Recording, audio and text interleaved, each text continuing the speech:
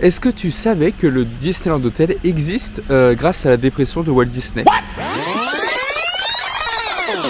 Californie, un partenariat de 99 ans. Avant d'être un incontournable, le Disneyland Hotel ne devait pas exister et n'aurait pas dû exister, tout simplement parce que Walt Disney, quand il a construit son parc, il n'y avait rien autour, c'était la campagne, voilà, il n'y avait pas un chat, il n'y avait rien autour et surtout il n'avait pas assez d'argent pour construire un hôtel, parce que déjà qu'il s'était ruiné pour Disneyland, en plus de ça il a même hypothéqué sa maison.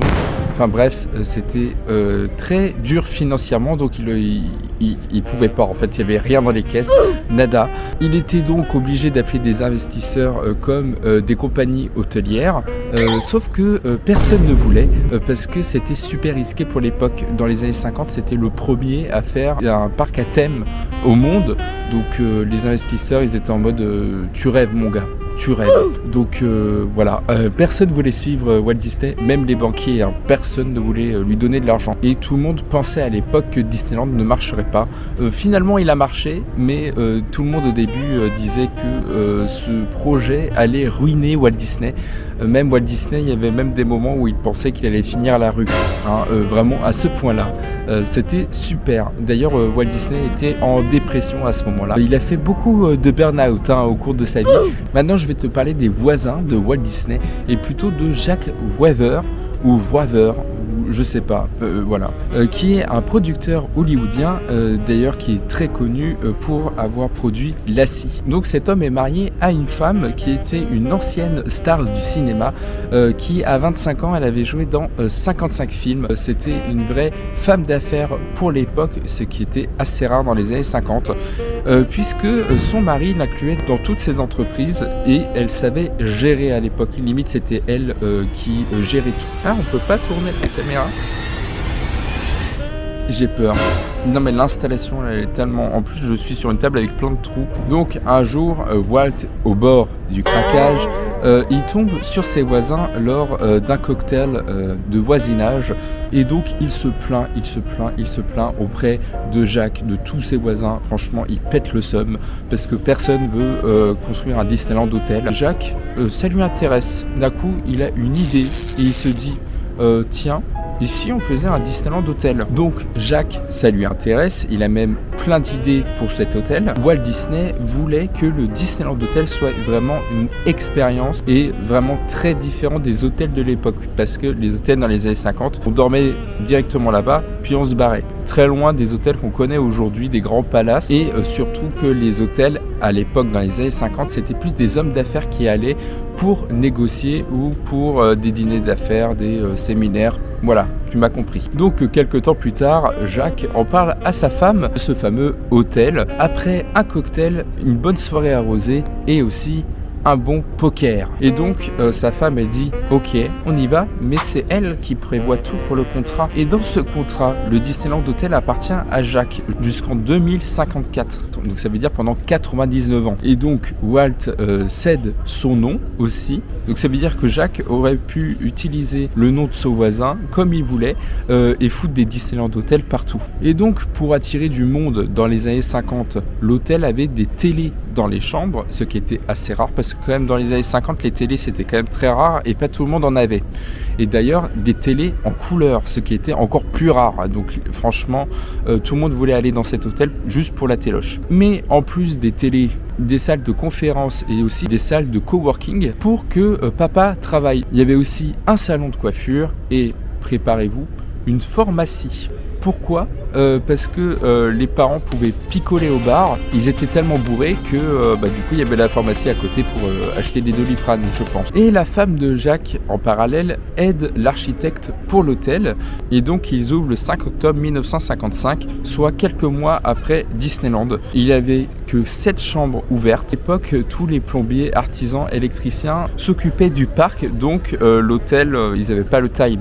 Les 7 chambres coûtaient que $7 et donc la semaine suivant l'ouverture, il y avait 100 chambres en plus, donc il y avait 107 au total. Donc au fur et à mesure, ils ont ouvert des chambres, mais quand même au début, 7 chambres, c'était quand même compliqué, surtout qu'au début, il n'y avait que des stars hollywoodiennes qui passaient.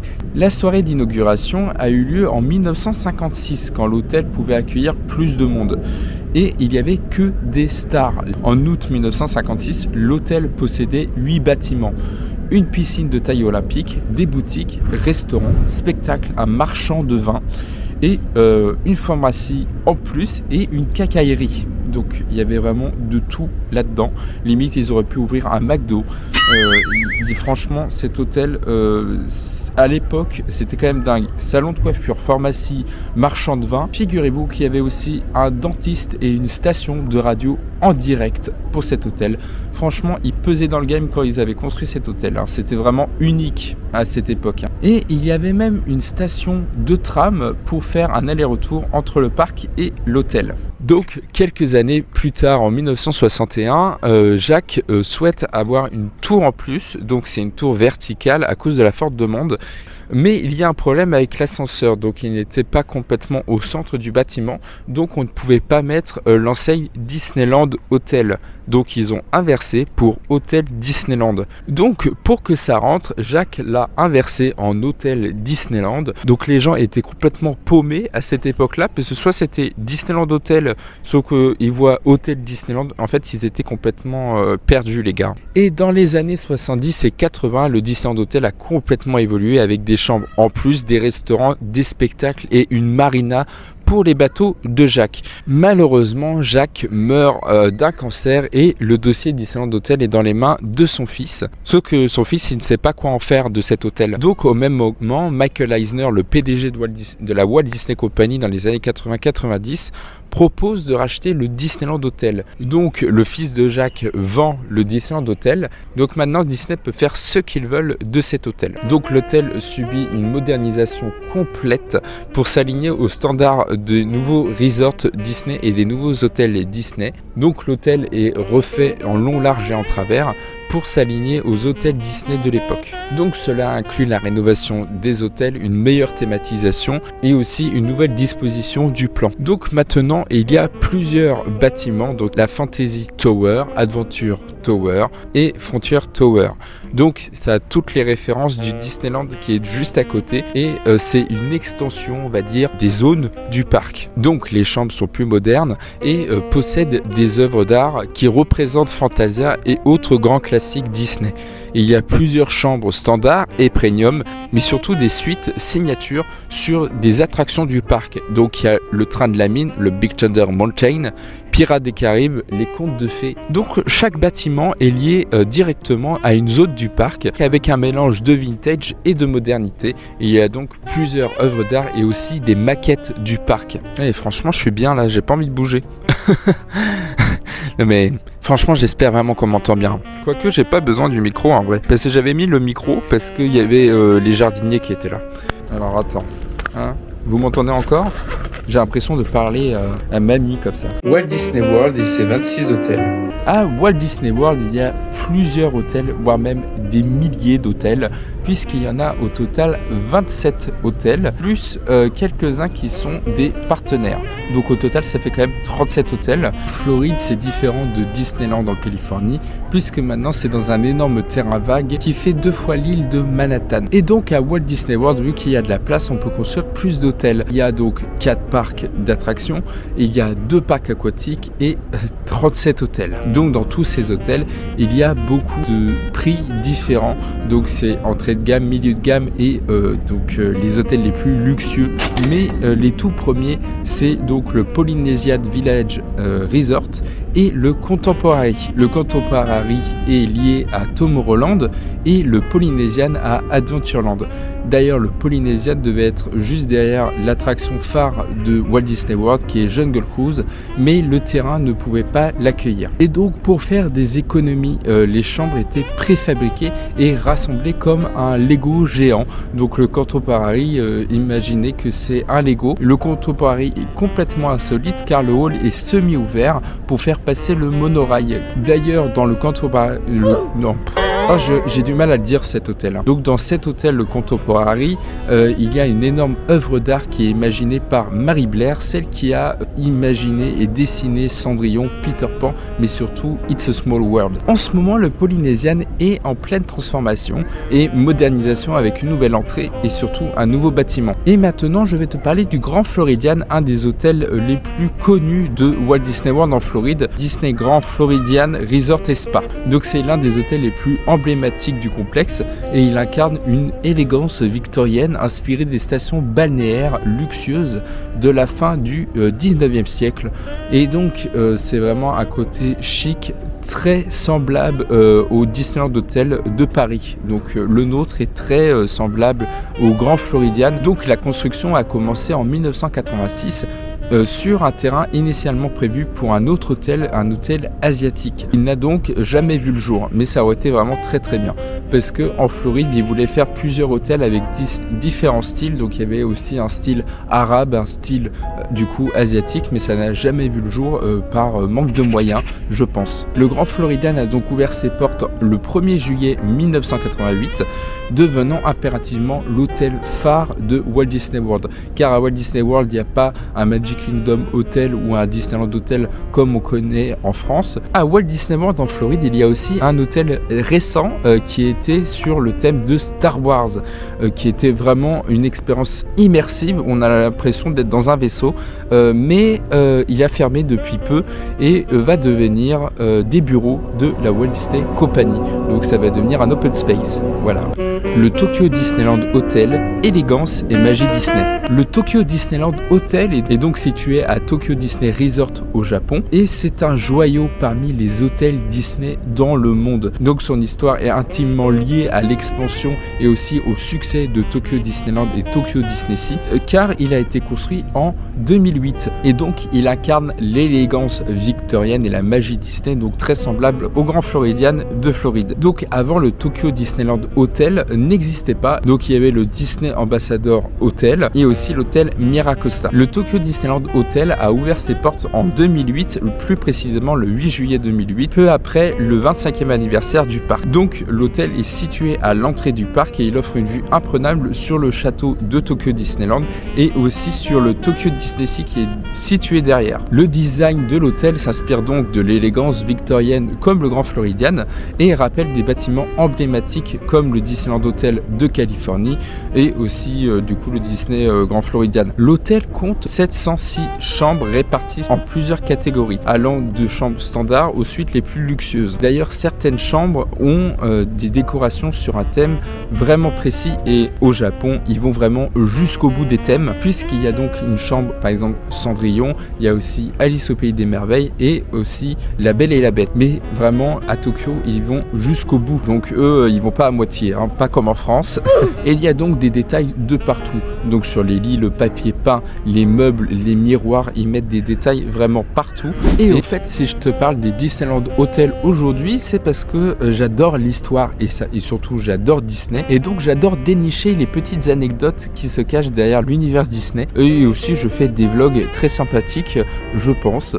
Donc tu peux me retrouver donc sur TikTok et aussi sur Instagram. Et aussi, tu peux t'abonner à cette chaîne YouTube pour plus de vidéos et surtout pour pas rater les prochaines vidéos. En fait, le Tokyo Disneyland Hotel est souvent considéré comme le meilleur hôtel Disney du monde. Tout simplement parce qu'il a une qualité vraiment supérieure de service et son design et surtout son immersion au niveau de la thématisation. Ensuite, il y a l'hôtel Miracosta qui est donc à l'entrée du parc Tokyo DisneySea, Tokyo DisneySea. Donc c'est très semblable au Disneyland Hotel de Paris puisqu'il fait l'entrée directe dans le parc. Et l'hôtel Miracosta est incroyable puisqu'il a un thème sur l'exploration marine. Oui, l'exploration marine, ça passe quand même. Hein. L'exploration maritime, on va dire ça, c'est bien. Il s'agit donc du premier hôtel Disney à être vraiment intégré dans le parc. Les visiteurs peuvent littéralement sortir de leur chambre et directement entrer dans le parc sans faire la queue. Rien. D'ailleurs, le nom Miracosta signifie regarder la côte en italien. Une architecture très méditerranéenne, donc très proche de l'Italie notamment, puisqu'il y a beaucoup de façades colorées, patinées comme une simulation d'une ville. L'hôtel Miracosta, comme le Tokyo Disney Disneyland Hotel est salué pour son luxe et surtout son emplacement unique et vraiment son immersion totale, puisque le thème est vraiment à fond et donc c'est très proche du thème du parc. Donc le thème principal de Tokyo Disney-Sea, c'est la découverte. Et maintenant on parle d'un troisième hôtel de Tokyo. Oui, franchement, Tokyo a des hôtels vraiment dingues. C'est le dernier en date qui est l'hôtel Fantasy Springs. Donc le Fantasy Springs Hotel est un hôtel spectaculaire qui est aussi intégré dans la zone Fantasy Springs qui a ouvert en 2024. Donc c'est le premier hôtel à vraiment être intégré dans une zone, donc dans un land, le Fantasy Springs, et c'est donc un land incroyable. D'ailleurs j'avais fait une vidéo sur le World of Frozen et donc dans la zone Reine des Neiges de Fantasy Springs, d'ailleurs lien dans la description et surtout dans le petit i. Mais Fantasy Springs est dédié vraiment à l'univers des contes de fées et plus précisément à Peter Pan, la Reine des Neiges et Réponse. Et donc le Fantasy Springs est complètement intégré dedans. D'ailleurs, il fait vraiment l'extension de la zone, puisqu'il y a l'unique boutique de la zone qui est à l'intérieur, mais il y a aussi tout un jardin avec des roches sculptées sur des personnages Disney. L'architecture de l'hôtel est de style Art Nouveau, tout en s'inspirant des contes de fées Disney et de la nature. L'Art Nouveau est un style architectural et artistique apparu à la fin du 19e siècle et au début du 20e siècle. Donc c'est caractérisé par des formes organiques, des lignes courbées et des motifs inspirés de la nature. On retrouve beaucoup à Paris, notamment sur les entrées de métro et aussi sur certains bâtiments. D'ailleurs, l'Art Nouveau, c'est vraiment un style adoré par Disney car il a inspiré directement le film Il était une fois avec Gisèle qui est sorti en 2008. D'ailleurs, si toi tu l'as connu ce film, dis-moi en commentaire car ce film était incroyable et il est toujours incroyable. Et donc le style Art Nouveau est aussi repris dans les parcs, donc avec l'hôtel Fantasy Springs et aussi dans l'extension des Walt Disney Studios qui va ouvrir en 2026 où il y a un style aussi Art Nouveau. Donc par exemple le restaurant Regal View va être sur ce style. Au Fantasy Springs Hotel, il y a 475 chambres allant de chambres standards et aussi aux suites luxueuses. Donc là, on est directement plongé dans un thème royal avec beaucoup de lits à baldaquin et aussi des suites vraiment prestigieuses. D'ailleurs, l'hôtel est vraiment incroyable au niveau de son architecture. C'est vraiment le plus beau hôtel de Disney, je trouve. Les 6 hôtels de Disneyland Paris. Et donc, à Disneyland Paris, c'est complètement différent. Donc là, par exemple, il y a l'hôtel New York Art of Marvel, qui est d'ailleurs un énorme musée à part entière, puisqu'il y a toutes les grandes œuvres d'art de l'univers Marvel avec des BD et surtout des œuvres mais sublimes avec des artistes incroyables qui ont fait ça. D'ailleurs cet hôtel il est incroyable et les chambres sont vraiment magnifiques et très modernes, donc c'est vraiment super beau et le hall d'entrée il est très très beau et d'ailleurs il y a 3 Iron Man. Donc il y a le doré, le Iron Man classique et le Iron Man en couleur argentée. Il y a donc plusieurs hôtels à Disneyland Paris, mais qui ont tous une thématique liée aux États-Unis et surtout à un état des États-Unis et à une époque précise. Et il y a aussi Newport Bay Club, qui est un hôtel incroyable où j'ai dormi l'année dernière en 2024. D'ailleurs, j'ai fait 2 vlogs là-dessus et en fait inspiré d'une station balnéaire de l'époque victorienne, donc très proche du Grand Floridian, sauf que là, il est en bleu et blanc. Donc c'est vraiment magnifique à l'intérieur. Et il y a aussi des expositions de bateaux. D'ailleurs, le Newport Bay Club est vraiment incroyable. Comme je l'avais testé, je peux l'attester. Donc, la chambre a vraiment une thématique maritime. Bon, c'est quand même assez vieillot. Il y a quand même des rénovations à faire et surtout de la modernisation à faire. Mais sinon, c'est un très très beau hôtel et j'ai quand même assez bien dormi. Il y a une vidéo si tu veux un room tour. J'ai fait donc 2 vlogs l'année dernière où d'ailleurs j'avais fait la soirée année 2000 où je suis tombé à Frontierland. Oui, c'est un traumatisme. Ensuite, il y a maintenant l'hôtel Cheyenne. Je crois que c'est ça, hein. Il me semble. Hein. Attends, c'est marqué ou pas? Quelque part. Il me semble que c'est l'hôtel Cheyenne quand même. Hein. On est où? Je sais même plus où je suis. Faut le faire quand même. 4 étoiles. Non, c'est l'hôtel Cheyenne, ça. Il y a aussi d'autres hôtels qui ont des gammes de prix quand même beaucoup plus abordables. Donc le Disneyland Hotel est vraiment l'hôtel le plus cher. Vraiment, tu fais péter le PayPal avec ça. Et donc l'hôtel Cheyenne représente une ville du Far West. Donc ça a vraiment une thématisation très axée sur une ville des États-Unis, mais vraiment à l'ancienne. Donc ces chambres sont aussi thématisées sur Woody. Donc voilà l'hôtel Cheyenne qui représente donc une vraie ville du Far West, de l'Amérique profonde. Donc j'aime bien aussi cet hôtel. Mais après je vais parler d'un autre hôtel qui représente le Grand Canyon, il me semble, la route 66. Enfin bref, les routes américaines. Donc c'est sur le thème de Cars. Et puis il y a aussi l'hôtel qui est autour du lac entre le Newport Bay Club et le New York Art of Marvel. Je parle évidemment de l'hôtel, comment s'appelle-t-il ? Attends, on va aller devant, c'est peut-être plus simple. Quoique là, il y a un panneau. Parce qu'il n'y a pas de panneau ici. En tout cas, j'espère que cette vidéo, elle plaît quand même. Hein. Sinon, je fais ça pour rien. Mais il y a aussi un autre hôtel, qui est donc l'hôtel Sequoia Lodge, qui est vraiment sur le thème de la nature, que j'aimerais beaucoup faire. Donc, c'est plus un univers forestier. D'ailleurs, il y a des chambres avec Bambi, il me semble, et Pampan. J'ai réussi. Mais j'ai parlé de tous ces hôtels, mais j'ai oublié évidemment le principal, et je parle bien évidemment du Disneyland Hotel de Paris. Donc le Disneyland Hotel de Paris est très proche de l'architecture du Grand Floridian, donc une architecture de style victorien, donc très luxueux. Donc en janvier 2024, il a réouvert sous une nouvelle thématique parce qu'il fallait quand même bien le moderniser, donc il fallait faire du ménage à un moment, et donc ils ont tout refait à l'intérieur, et surtout ils ont changé la thématique. Donc maintenant c'est sur une thématique royale, sur une thématique des contes de fées et des princesses Disney. Le lobby a complètement changé pour devenir une énorme bibliothèque avec des dioramas qui représentent les princesses Disney. Donc il y a évidemment La Belle et le Bois dormant, Cendrillon, et aussi la princesse et la grenouille qui est un de mes films Disney préférés, et avec la princesse préférée, voilà, Tiana, je l'adore. Et donc le Disneyland Hotel a maintenant une thématique très royale qui ressemble énormément au château français. En même temps, on est en France, donc c'est normal. Et donc les restaurants ont une thématique beaucoup plus centrée sur l'Europe. Et donc le Disneyland Hotel a eu des touches de modernité, mais surtout des thématisations encore plus poussées. Donc il y a par exemple Table de Lumière, qui est donc le restaurant 5 étoiles qui coûte cher, énormément cher, où on peut voir les princesses Disney. Et d'ailleurs les chambres ont maintenant un côté beaucoup plus moderne et beaucoup plus luxueux, beaucoup plus du coup beau. Franchement c'est des chambres magnifiques, même les chambres standards elles sont très très belles, mais surtout il y a des suites royales. Donc il y en a 6. Donc il y a sur Réponse la Reine des Neiges, il y a d'ailleurs la grande suite princière sur la Reine des Neiges aussi, mais sur plutôt l'univers du château de glace d'Elsa. Et il y a aussi la plus belle suite que je trouve magnifique et que j'aimerais beaucoup dormir là-dedans, même si faut que j'économise sur 100 ans pour dormir là-dedans. C'est évidemment la suite Belle au Bois dormant, qui est magnifique, très inspirée du coup du film Les Disneyland Hotel asiatiques. Donc le Hong Kong Disneyland Hotel a ouvert en 2005 et est très inspiré du Grand Floridian aussi, de Floride. Donc dès le départ, le parc était une copie de plusieurs parcs Disney existants, et donc les hôtels par extension étaient des copies des hôtels qui existaient déjà.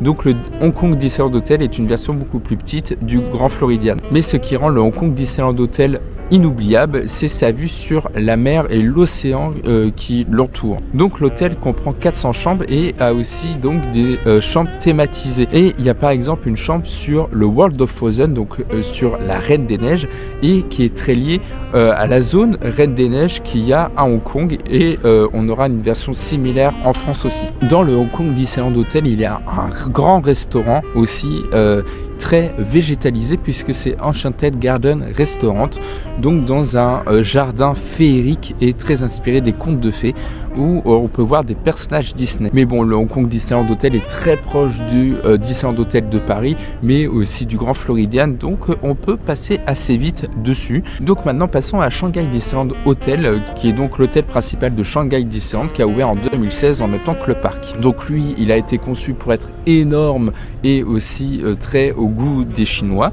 et a une inspiration Art Nouveau aussi. Un Art Nouveau assez différent de Fantasy Springs Hotel. Mais c'est un hôtel du luxueux puisqu'il a 5 étoiles, mesdames et messieurs.